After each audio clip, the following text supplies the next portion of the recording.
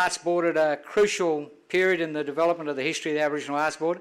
He's the one who conned me into agreeing to be the first Aboriginal director of the Aboriginal Arts Board, because he wanted somebody he could rely on to watch his back within the bureaucracy. And so that's how come I ended up being the first Aboriginal chairperson. And I've got to say, it was 10 years after the creation by Whitlam of the Aboriginal Arts Board, or the Australia Council. It was 10 years after the creation before the first Aboriginal controlled administration of the Aboriginal Arts Board took over, which in a sense sort of says something about that era. But I mustn't digress from my script here, folks. So Chicka was clearly one of the, well, really my greatest mentor and teacher in my journey in life, and he would probably taught me more about politics than anyone else in my journey. Then there were the heroes who inspired me over the past 40 years, since my consciousness was first awakened by witnessing the 1965 Freedom Ride led by Charlie Perkins when it passed through my town when I was 15 years old. That had a strong effect upon my thinking, and it really set the stage for when the coppers kicked the shit out of me in Redfern a couple of years later. That helped, create a bit of a level of political awareness.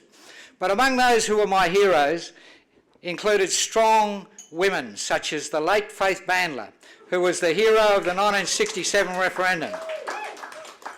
And also, along with her, Faith and John Newfong were the people who taught me more than I've ever learnt since about the nature of communication, about the nature of media, and how to manipulate the media to achieve certain political ends. You know, Faith was a great teacher of mine. I had the honour of working with her when I was a very young man in the arse end of the campaign for the 67 referendum. Another person who I admired enormously was the late Pearl Gibbs, who's one of the great unsung political heroes of this state, you know, especially the 1930s, 40s and 50s. But there was also the legendary South Australian leader Gladys Elphick, Auntie Glad. She took me under her political wing when I was but a callow youth of 20 years old, and she was in her 70s. And she taught me an unbelievable amount, and she was very patient, given that I was a loud, foul-mouthed, black power talking lunatic at the time. She was extraordinarily patient with me, but I learned an enormous amount from her in the brief period I had under her tutelage.